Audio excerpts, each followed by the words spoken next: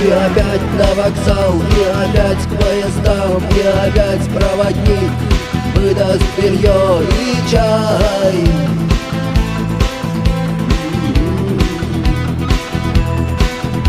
И опять не усну, и опять сквозь грохот колес мне послышится слово: прощай. Но странный стук зовет дорогу. Может, сердце, может, стук дверь. И когда я обернусь на пороге, я скажу одно лишь слово: